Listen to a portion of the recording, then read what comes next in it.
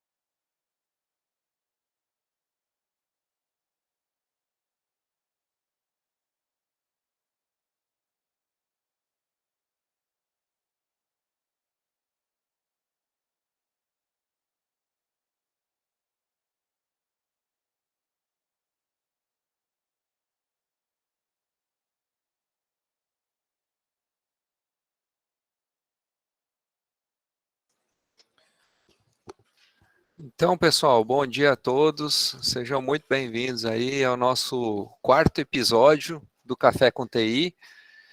E hoje a gente tem muita informação bacana, muita informação interessante para falar para vocês com o nosso colega Leonardo.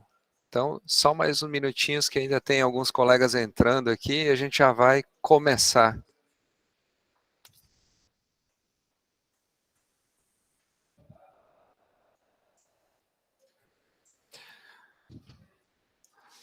Bom, pessoal, o assunto de hoje, o assunto que a gente vai tratar hoje é um assunto super interessante. Nós vamos falar sobre carta de serviços, catálogo de serviços, transformação digital. Você sabe o que tudo isso significa? Pois é, nós temos aí um colega chamado Leonardo Barcelo Reis. Ele hoje está na gerência de processos de tecnologia da informação. Leonardo, ele é bacharel em administração de empresas pela Universidade Luterana, pós-graduado em governança da informação pelo Senac Goiás, técnico de informática do Estado desde 1999, atuando na gestão pública desde 2002, com passagens por diversas secretarias, diversas pastas aí. Tem bastante experiência na área pública e vai falar para a gente um pouquinho mais hoje sobre a carta de serviços, catálogo de serviços e um pouquinho sobre o que ele viu aí de transformação digital nesse evento ao qual ele teve a oportunidade de participar recentemente. Léo, tá ouvindo? Tá podendo falar? Presente, querido professor. Então conta pra gente aí um pouquinho do que foi esse evento aí, o que você participou recentemente, dá uma pincelada pra gente aí como foi. Vamos lá. Bom dia primeiro, né, pessoal? Talvez aqui alguns não me conheçam. Eu sou relativamente novo aqui na TI. Tenho pouco mais de um ano que estou aqui. Substituí uma cadeira, acredito que bem difícil de substituir, porque ela previamente foi ocupada pela Thelma, e todos sabem aí a competência que a Thelma tem para desenvolvimento de processos. Aprendi muito no tempo que ela ficou comigo, perto de um ano, pouco mais de um ano. E hoje estou com a responsabilidade de conduzir aí, junto com o Pedro, essa gerência de processos. E um dos primeiros desafios que a gente recebeu foi o catálogo de serviços da ATI. De alguma forma, reformular esse catálogo. E nesse novo desafio que nos foi atribuído aí, a gente identificou que existe até uma forma distonante da gente pensar o que é catálogo, o que é carta de serviço, o que é, de fato, a transformação digital. E eu pude visualizar nesse evento, Wagner, respondendo sua pergunta, mais ou menos a oficialização de um grupo de trabalho a nível de Brasil, que agora começa a se dedicar exclusivamente à transformação digital. Oh, legal, então. A gente poderia começar falando um pouquinho, Léo, das diferenças, né? O que que é carta de serviço, o que que é catálogo de serviço. Às vezes as pessoas não estão muito bem familiarizadas com esses dois termos e acabam se confundindo aí a respeito do que é um e do que é outro. Você poderia dar uma explanada geral para a gente? Bom, vamos lá. Esse é o conceito que eu acho que realmente vale a gente falar, porque cria uma série de dúvidas na mente das pessoas, até a gente que trabalha com governança de TI já há algum tempo, até para nós esses termos são recentes. Vamos pontuar primeiro o que é um e o que é outro para a gente poder separar.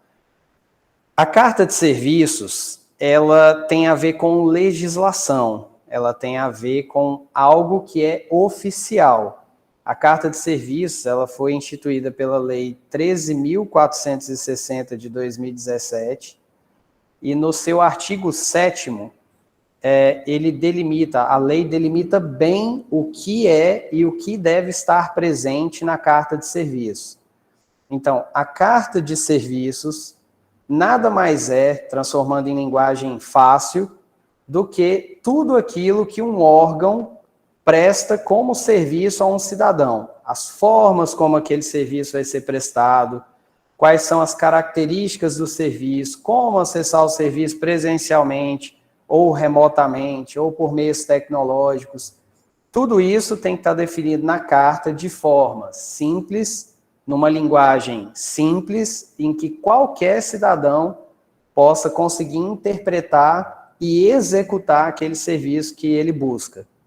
Já o catálogo de serviços, ele não tem a ver com legislação, ele tem a ver com ITSM, com gerenciamento, ele tem a ver com gestão de tecnologia. Então, acredito que vários aqui conheçam os termos ITSM, ITIL, COBIT, tudo isso tem a ver com boas práticas da gestão tecnológica numa organização. No caso do Estado, o catálogo de serviços, assim como numa organização privada, ele nada mais é do que o conglomerado de serviços de tecnologia prestado por aquele departamento, ou aquele órgão, ou aquela instituição, que precisa, de alguma forma, ter gestão aplicada. Então, por exemplo, no nosso caso, o catálogo de serviços da ATI, ele agrupa todos os serviços que todas as pastas cadastraram na nossa base através de um processo que foi determinado pela gerência de processos, e uma vez que esse processo ele é cumprido, esse serviço entra no atendimento do nosso Service Desk, e a partir do OTRS, que é o nosso sistema, existe um controle de atendimento sobre esse serviço. Então, separando bem os conceitos, carta de serviço é algo que vem através de uma legislação, e catálogo de serviços é algo que vem através de ITSM ou gestão aplicada à tecnologia.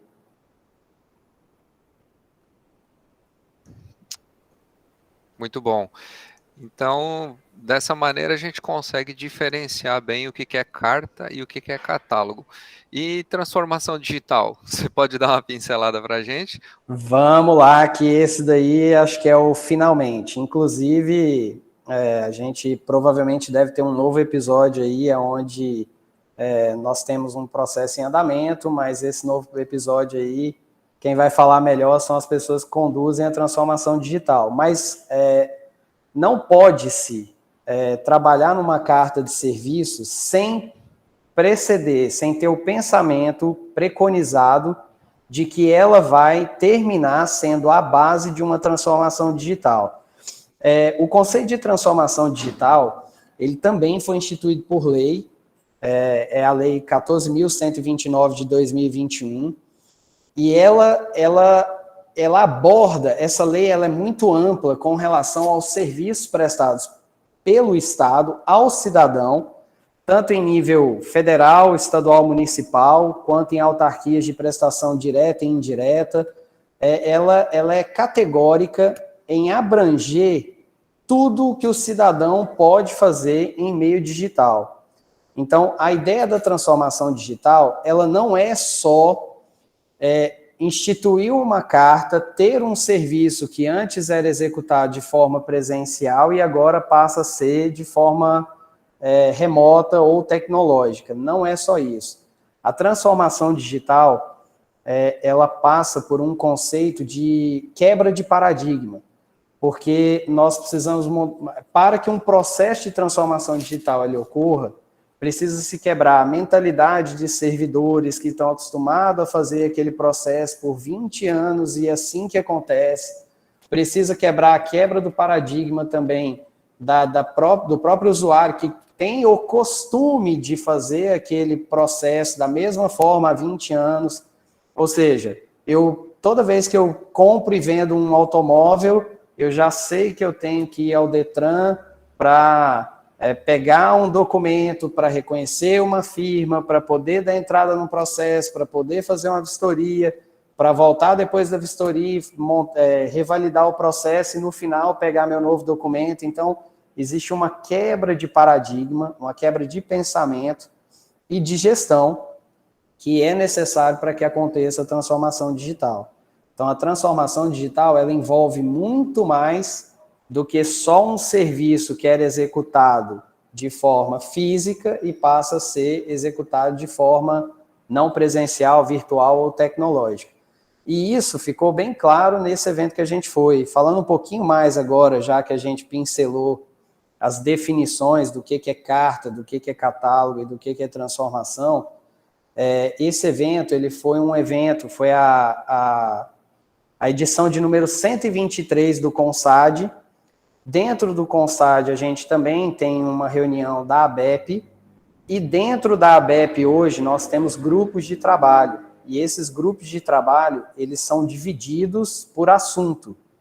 E o assunto que a gente participou lá diretamente foi exatamente a transformação digital. Então, o Márcio, da diretoria da Superintendência de Sistemas, e a Michele, tivemos a oportunidade, então, da gente, de uma forma mais direta, entender, participar, visualizar o que os outros estados têm de experiência, né, no sentido da transformação digital, e a gente pôde ver lá o quão grande é esse processo. A gente pôde visualizar a dificuldade, as oportunidades, toda a estratégia que foi desenvolvida já por alguns estados para que houvesse essa transformação digital ocorrendo nos estados. Então, realmente, é bem interessante.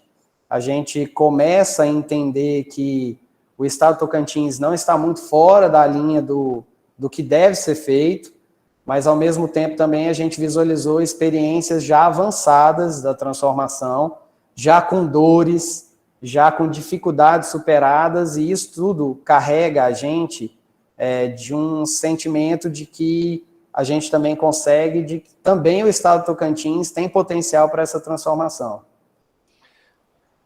Pessoal, se vocês têm alguma pergunta para fazer e quiserem contribuir aí de alguma maneira, pode levantar a mãozinha e a gente abre o microfone, ou então você pode escrever no chat aqui ao lado, que aí eu posso estar transmitindo as mensagens aí de vocês, tá bom?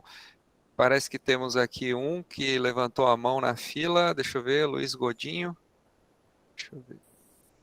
Parabéns, Leonardo. Tá me ouvindo? Tô sim, pode falar, Luiz. Tá joia. Você falou que talvez a gente não te conhece, uma impressão sua. Pelo menos eu te conheço. Maravilha. Talvez não o suficiente, né? Porque eu admirei a apresentação. Eu gosto de improvisar. E às vezes o que eu penso que criar catálogo engessa. Uma vez eu fui cedido para um órgão, para o Tribunal de Contas, e fiquei lá durante um tempo. E quando eu cheguei lá, me pediram para comprar um lanche. Ele falou assim, não traz refrigerante quente. Puxa, o que é isso? Aí, eu levei o refrigerante gelado e comprei uma barra de gelo. Levei a barra de gelo. Aí uma garota que estava lá falou assim, poxa, para que essa barra de gelo? Eu acho que é para quebrar o gelo que existe entre nós. E a galera começou a rir. E eu entrei, foi aquela apresentação e foi aquele entrosamento legal. E eu fico pensando, se criar esse menu, que é bom, esse catálogo, é que vai criar um certo engessamento, que aí falou em quebra de paradigmas. E essa quebra de paradigma precisa ter uma rota de fuga, certo? Porque quando a gente vai para um restaurante que a gente não conhece e pede o prato que é de outro lugar, que eu já fiz de propósito, num restaurante que eu fui em Santa Catarina, e eu pedi um prato que eu já comi aqui, que eu não vou falar o nome, que todo mundo deve saber. Eu fui convidado para entrar na cozinha do restaurante, para falar para o chefe o que era aquilo. E eu falei, o que era? O chambari. Bom, é só mesmo para entrar gráfico e ficar registrado aqui que essa apresentação foi legal. E que dia que é hoje? 22 de setembro. Pronto, tá marcado. Obrigado. Fechou, um abraço. Luiz, eu queria só complementar a sua fala aí no improviso. Eu entendi a mensagem do que você disse e realmente, assim, estar num ambiente onde a gente tenha nuances diferentes, onde a gente não sabe muito bem como se colocar e, de repente, a gente vê experiências novas, é interessante de dois lados do ponto de vista. O ponto de vista nosso, de quem está chegando, igual você falou, que a gente está meio acanhado, mas, ao mesmo tempo, das outras pessoas que estavam lá. E eu pude sentir, dentro desse GTD, do Grupo de Transformação Digital, que foi instituído aí pela ABEP, que eles se tornaram, grande parte, em família. E a disposição maior deles é em ajudar os estados que não estão, de alguma forma, ainda no caminho da transformação, em poder estar. Então, assim como você sentiu a vontade aí depois da sua entrada no quebra-gelo aí, eu também me senti lá. Realmente são pessoas que estão dispostas a ajudar os estados que eles chamam, nem de deficitários, eles chamam de estados que estão tentando entrar no caminho. Então, assim, eles estão 100% disponíveis para ajudar a gente. Léo, aproveitando essa sua fala aí do CONSAD, desse evento que vocês participaram, você poderia citar alguma coisa que você viu de interessante lá, de algum estado que está fazendo, alguma iniciativa que a gente poderia, de repente, adotar, ou algo que você viu que seja realmente interessante para contar aqui para a gente? Sim, com relação à transformação digital, as maiores dúvidas com que a gente chegou lá foi essa separação entre carta, catálogo e transformação, o que precede o que de fato um precisa ser feito em relação ao outro. E uma das perguntas que, assim, me foi respondida de forma mais categórica, eu queria até deixar um pouco a área técnica de lado aqui e passar para vocês aquilo que é um sentimento, porque nós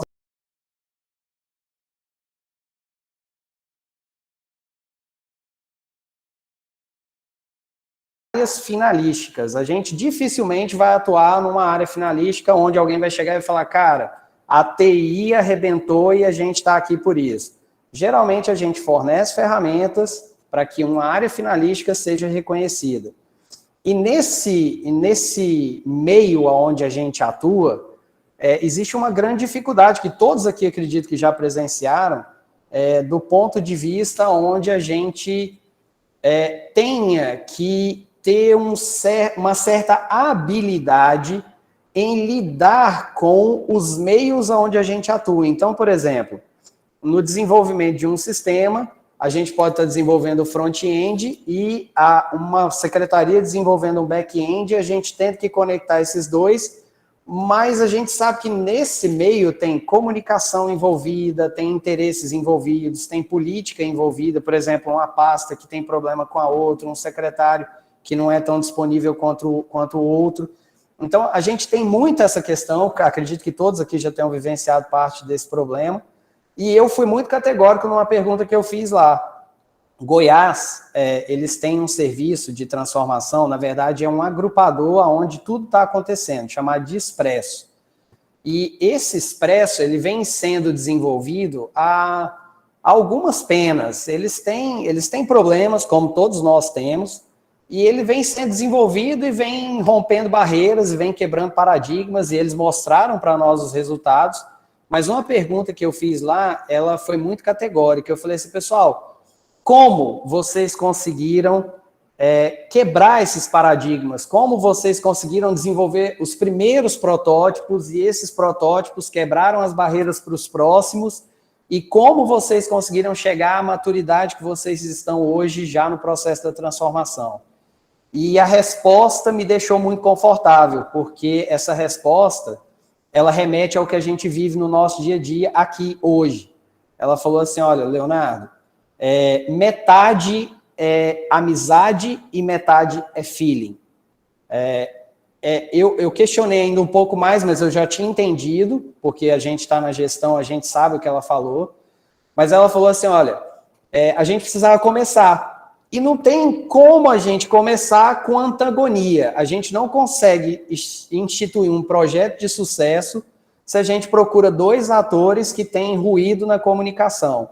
Então, o que a gente fez basicamente? A gente procurou um ente que a gente tinha uma abertura total, no caso de Goiás foi o Detran, e aí, baseado na nossa amizade, no nosso coleguismo, na nossa cooperação técnica entre o órgão Superintendência de Gestão e Detran, a gente começou a desenvolver, então, o primeiro piloto para a transformação digital. Deu tão certo que virou uma vitrine, e a partir de uma simbiose entre feeling e amizade, coleguismo setorial, a gente, então, entregou um resultado e as outras pastas visualizaram o potencial. Então, mediante uma propaganda que a gente fez, usando feeling e relacionamento, a gente conseguiu, então, alcançar o nosso objetivo. Então, Wagner, eu acho que o que mais fica de lição para a gente estamos no caminho, e essas lições colaboram o nosso pensamento aqui de que a ATI, nós, enquanto órgão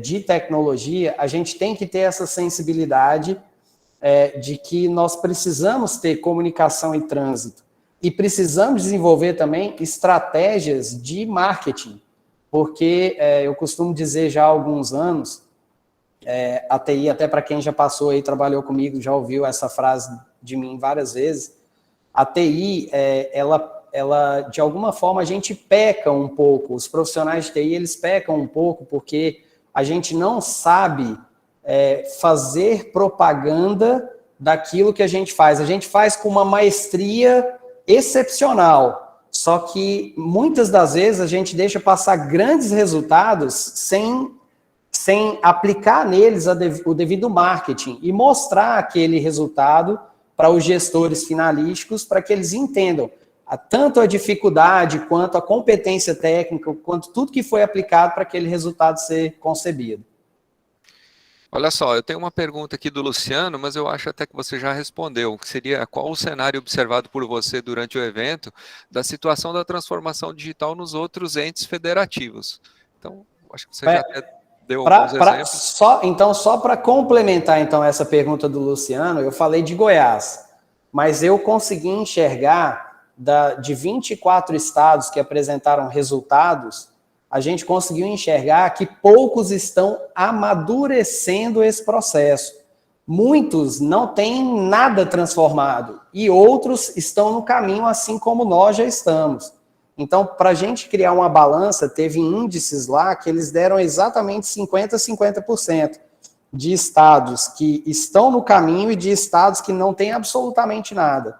Então, assim, hoje eu diria, para complementar aí a pergunta do Luciano, que a maioria dos estados estão com o pensamento de transformação digital, mas acredito ali que 12 a 13 estados estejam num caminho um pouco mais evoluído. Outros já estão no caminho, mas alguns ainda não começaram essa jornada ainda. Eu acho que uma das grandes vantagens da gente poder participar desses eventos é a gente ver que a gente está aí no meio, está na batalha como todo mundo, né? Tentando trazer tecnologia, desenvolver, e a grande maioria também está nessa busca, nessa caminhada aí. Tem uma pergunta aqui do Jales, No evento que você participou, você viu a transformação digital no alinhamento entre governo com a esfera privada? Viu alguma coisa Sim, nesse sentido? sim. Inclusive, isso é muito importante dizer, porque para mim isso também é uma quebra de paradigma. Muitos gestores públicos da área de tecnologia têm uma certa barreira em falar assim, desculpa, pessoal, por que que a iniciativa privada está aqui? Por que fulano ali está aqui? Lá nesse evento, por exemplo, nós recepcionamos um dos diretores da Microsoft Brasil. E em um determinado momento eu ouvi isso, mas por que a Microsoft está aqui? Pessoal, nós não trabalhamos sem eles. Não tem como, por exemplo, eu vou trazer um outro projeto que eu participei junto com o Cassol aqui, diga-se de passagem, um sucesso, que é a TIA. Uso ela demais, a TIA tem sido a minha TIA aqui dentro da TI. Então, assim, a TIA, ela acontece porque o Google é nosso parceiro, porque tem uma ferramenta Google de inteligência aplicada. E não existe uma transformação digital sem ter os meios para que isso aconteça. E a gente sabe quais são os grandes players do mercado. Então, lá esteve a Microsoft presente, estiveram mais uma empresa privada de tecnologia e ainda teve setores da sociedade civil instituídas através de organizações, de ONGs. A gente teve a presença de 2 ONGs, inclusive uma delas apresentou um trabalho que vai virar subsídio para leis no Congresso Nacional. E os secretários de estados que estavam lá representando as administrações dos estados, eles gostaram da apresentação e falaram, cara, vale a pena ouvir essas pessoas. Então, assim, o que a gente pode ver é que para a transformação digital acontecer, Jales, precisa sim da iniciativa privada sendo parceira, e não só dela, da iniciativa público-privada e dos meios civis organizados participando. Todas as pessoas que estavam lá, externas aos governos instituídos, elas participaram com boas ideias e soluções.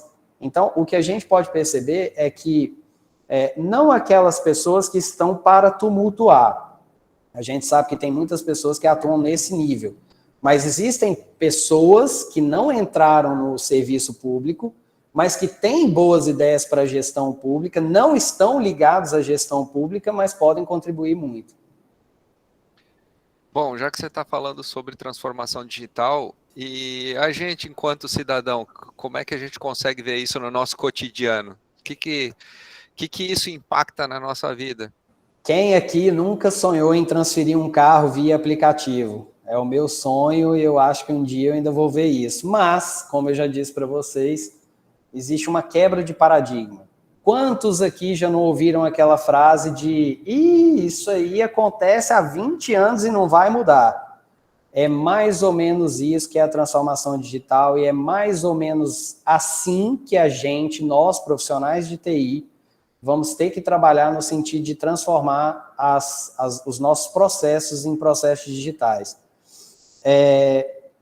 Eu falo para vocês que aqui no estado do Tocantins, algumas coisas a gente já vê acontecer. Não dizendo diretamente do serviço público, mas de serviços públicos delegados, por exemplo, Celtins, que agora se chama Energisa, a Saneatins, que agora é a BRK, quantos aqui na pandemia, de alguma forma mudaram ou tiveram alguém que mudou, e via aplicativo a gente fez a transferência da conta via WhatsApp. Então, assim, essas pequenas transformações não são chamadas de transformações digitais. A transformação digital de um processo não é só entregar ele em meio tecnológico, é uma quebra de paradigma. Por exemplo, o que isso quer dizer, Léo? Colocar uma propriedade de uma conta de energia na Energisa. Não conseguir por meio tecnológico por algum problema na etapa em que a inteligência artificial não conseguiu me atender. Tive que ir presencialmente até a agência da Energisa e mesmo assim, até hoje, eu não consegui trocar a propriedade, porque existem processos internos que precisam ser mudados, mas nós já começamos a visualizar essa transformação nesses pequenos serviços aonde a gente hoje já consegue. Antigamente eu tinha que, hoje eu não sei quantos sabem, mas nós já temos o e-notariado. Já é o primeiro passo para que nós deixemos de ir até um cartório. Quem tem a certificação digital e abaixa o aplicativo e assina, você pode assinar qualquer documento reconhecido firma digitalmente do próprio celular em qualquer lugar do Brasil. Então, já não demanda nem tempo, nem espaço. Então, nós já começamos, de fato, essa transformação. Mas ainda, o conceito de transformação ainda é pontual. Ainda existe a característica de achar que a transformação é um serviço que era feito presencialmente, passou a ser feito no celular e isso é transformação. Mas não é só isso a transformação é maior do que isso.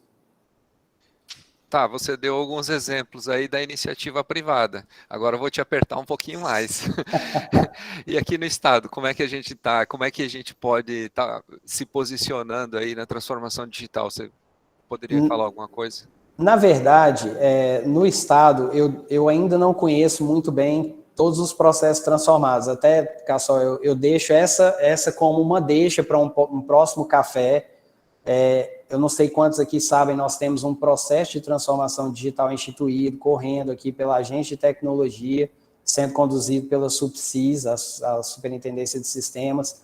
Acredito que eles possam falar ainda com mais propriedade do que eu só estou no conceito da transformação e não de fato na operação dela, mas eu vou falar para você assim, olha, nós precisamos agir nessa esfera. Eu digo por conhecimento próprio, onde eu tive que transferir um veículo recentemente, já tinha mudado a legislação, a partir de 1º de janeiro a legislação foi mudada, que é uma das questões da transformação digital. A transformação digital do Estado tem que estar acompanhado por amparo de legislação. Então, a legislação do Detran diz que a partir de 1º de janeiro de 2022 não se emite mais o CRV, que é aquele certificado de registro do veículo que a gente usava para transferir o veículo. Agora é chamado de ATPV, Autorização de Transferência de Propriedade Veicular. E a partir do dia 1º, ao invés da legislação amparar, anteceder a transformação digital para facilitar, ela dificultou. Por quê? Porque antes eu tinha meu documento verde, quantos aqui já transferiram o carro sabem do que eu estou falando, a gente preenchia um documento, assinava, ia no cartório, eu, vendedor, reconhecia a minha firma, entreguei para o comprador, a partir dali, se eu fizer o comunicado de venda, que é até uma burocracia a mais que depois eu explico, mas eu fiz o comunicado de venda, o comprador poderia pegar aquele documento e ele mesmo no cartório, reconhecer a firma dele e ir ao Detran iniciar o processo de transferência. Hoje não é assim. Hoje, ao invés dessa legislação facilitar, ela dificultou. Como? Eu, vendedor, tenho que ir até o Detran, solicitar a emissão do ATPV, depois dele emitido, eu vou assinar, vou até o cartório, reconheço firma, tenho que voltar novamente ao Detran para validar aquele ATPV. E só então que eu posso entregar para o vendedor, ou seja, burocratizou mais. Mas espera aí, Leonardo, então você está falando que está piorando a transformação digital. Não. É porque precede a mudança de legislação. Hoje, o nosso Detran, e muitos Detrans do Brasil, não tem a estrutura necessária para fazer via aplicativo. Mas o Detran, por exemplo, do Distrito Federal, já tem um estudo, já está em andamento a transferência veicular via aplicativo. Então, tudo isso, essa mudança de paradigma para a gente fazer o processo da transformação digital, ela vai sofrer alguns percalços. E no estado do Tocantins, eu como usuário, por exemplo, hoje, eu acabo estando mais insatisfeito. E isso é, inclusive, uma das coisas que, como eu disse aí já anteriormente, passa pelo marketing. Um estado lá no nosso congresso, o estado do Espírito Santo, questionou Goiás, falou assim, olha, como vocês conseguiram fazer com que vocês ganhassem volume, agilidade na transformação?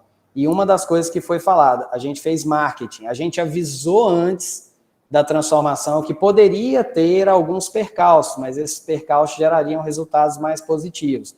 Inclusive, eles até brincaram, porque quem aqui conhece o Iris Rezende lá em Goiás, finado Iris Rezende, ele tinha uma frase que falava assim: os transtornos passam, os benefícios ficam.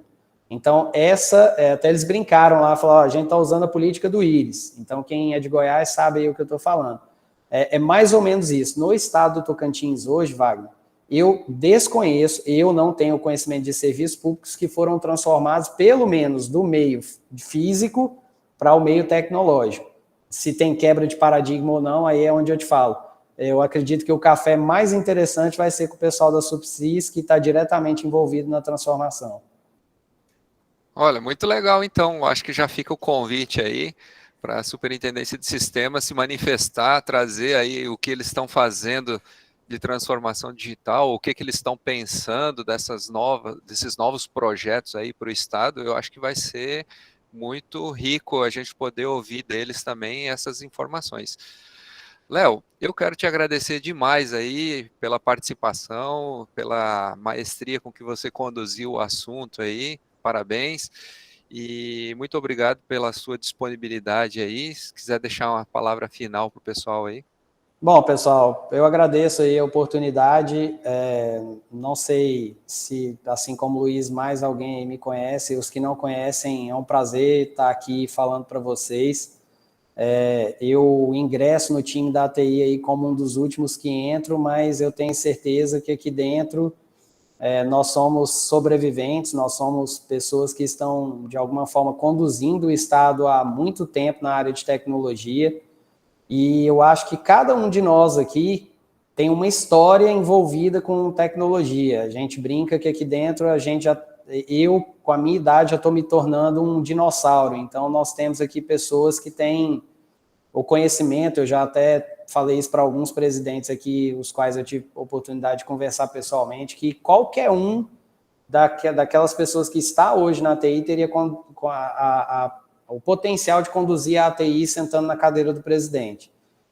Eu sei que não é fácil, a gente está aqui, acredito que todos para somar, e essa é a nossa ideia. A nossa ideia é de estar aqui sempre somando, participando, sempre que precisar, Cassol, estou sempre disponível. Então, assim, a minha função aqui hoje é até difícil, porque substituir a Thelma em processos, quantos aqui trabalharam com ela, sabe o quanto ela é determinada e o quanto ela é resolutiva nessa área. Eu estou aprendendo, estou tentando ainda chegar pelo menos na linha do pensamento da Thelma. Peço até um pouco de paciência com vocês, mas a gente não está aqui só para isso, a gente está para o que precisar, para o que puder fazer pela tecnologia do Estado. Valeu então, pessoal. Muito obrigado pela participação de todos aí. E a gente se vê no próximo café, mês que vem. Fechou. Obrigado.